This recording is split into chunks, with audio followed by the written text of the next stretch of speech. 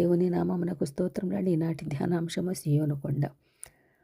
తప్పించుకున్న వారు ప్రతిష్ఠింపబడిన సియోను కొండ మీద ఉంటారు. ఉపధ్యాయ గ్రంథం 21వ వచనం ప్రకారము. పరువు పోకూడదని బ్రతుకుదామా, పరిశుద్ధత పోకూడదని బ్రతుకుదామా? ఈ లోకంలో జనుల మధ్య ఉంటున్నాము కాబట్టి పరువు పోకూడదని అనుకుంటాము. ఇవి రెండు సందిగ్ధమైన ప్రశ్నలే. పరువు పోయినా పర్వాలేదు, ప్రజల మధ్య ఎన్ని నిందలైనా పడగలను, కానీ నా దేవుని ఎదుట పరిశుద్ధంగా నిందారహితులుగా ఉండాల్సిందే అని, పరిశుద్ధతను కాపాడుకోవాల్సిందని కూడా అనుకుంటాము. దేవుడు పరిస్థితిని అర్థం చేసుకుంటాడు. ముందు పరువు పోకుండా ఉండాలి. ఈ రహస్యంలో, ఈ ఏకాంతంలో, ఈ భయానక దుర్మార్గ పరిస్థితి తప్పించుకున్నటకు అవకాశం లేక, పాపము నా కుమారుడు తప్పిపోయాను అని, అతనిని మరల పవిత్రపరిచేదను అని దేవుడు అనుకుంటాడులే అని మనం అనుకోవడానికి, సముదాయించుకోవడానికి లేదు కదండి. ఇక్కడ ఆదికాండ 39వ అధ్యాయం 5-9 వచనములలో పోతీఫరు భార్య బలవంతము చేసినను యోసేపు అక్కడి నుంచి తప్పించుకొని పారిపోయాడు. అందుకనే మహారాజులాగా ఉన్నాడు. తప్పించుకున్న యోసేపు పారిపోయాడు. మరి కీర్తనకారుడు అంటాడు 1వ అధ్యాయం 1వ వచనం నుంచి 4వ వచనంలో, అపహాసకులు కూర్చుండే చోట నుండి పారిపోవాలి, అక్కడ నిలవవద్దు, అక్కడ కూర్చోకూడదు. కీర్తనకారుడైన దావీదు అయితే పారిపోయిన వాడు ధన్యుడు. పారిపోయిన వాడి శోధనలో నుండి కూడా గెలిచినవాడు కదా.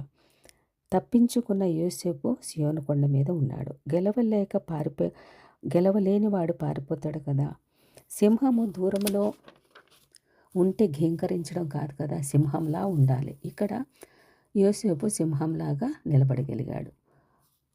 సమూయేలు గ్రంథం 2వ సమూయేలు గ్రంథం 11వ అధ్యాయం 1వ వచనం ప్రకారము, దావీదు యెరూషలేములో నిలిచి ఉన్నాడట. మేడ మీద నిలిచాడు. చూడకూడనిది చూచాడు, తప్పు చేశాడు. అయితే తప్పు చేశాడని దావీదు బలహీనుడా? కాదు కదా. 2వ సమూయేలు గ్రంథం 17వ అధ్యాయం 8వ వచనంలో, నీ తండ్రియు అతని పక్షమునున్నవారును మహాబలాఢ్యులనియు, అడవిలో పిల్లలను పోగొట్టుకుని ఎలుకు బంట్ల వంటి వారే రేగిన మనస్సుతో ఉన్నారనియు నీకు తెలియను, మరియు నీ తండ్రి యుద్ధమునందు ప్రవీణుడు. 10వ వచనంలో, నీ తండ్రి మహాబలాఢ్యుడనియు అతడు పక్షపు వారు ధైర్యవంతులనియు ఇశ్రాయేలందరూ ఎరుగుదురు. కనుక సింహపు గుండె వంటి గుండె కలిగిన వారు సైతము దిగులొందెదరు అని. అంతటి బలాఢ్యుడు కదా, అంతటి సాహస కార్యములు చేయగలిగిన వాడు కదా, ఎలుగుబంటులను సింహములను చీల్చినవాడు కదా. 119వ కీర్తనలు అంతా కూడా దేవునిని ఎంతగానో మరి కీర్తించాడు, పొగిడాడు, ఆరాధించాడు కదా. 119వ అధ్యాయం 165వ వచనంలో, నేను తొట్టిల్లటకు కారణం ఏదీ లేదు అని కూడా చెప్తున్నాడు. పాపం యుద్ధమందు నేను మరి మిద్దె మీద నుండి చూడగా ఓటికుండ వాడినైతిని అన్నాడు.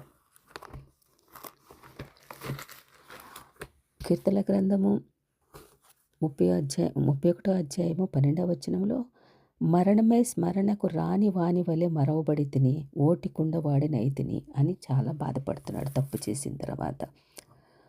102వ అధ్యాయము 6వ వచనంలో, నేను అడవిలోని గూడబాతును పోలియున్నాను, పాడైన స్థలములలో పగిడి కంటివలే ఉన్నాను, రాత్రి మెలకుగా ఉండి ఇంటి మీద ఒంటిగానున్న పిచ్చుకవలే ఉన్నాను అని ఒక్క తప్పు చేసినందుకు ఎంతో బాధపడుతూ, తనను తాను నిందించుకుంటూ, మరి దేవునిని కొనియాడుతూ, దేవుని బ్రతిమలాడుకుంటూ, మరి నేను చేసిన ఒక్క తప్పును క్షమించమని అంతగా మరి బ్రతిమలాడుతూ ఉన్నాడు. మరి అంత తప్పు చేసిన అటువంటి దావీదు యొక్క మహా నిండు కుండ కదా, అటువంటి కుండ మరి తప్పు చేసినప్పుడు ఓటి కుండ అయిపోతుంది కదా.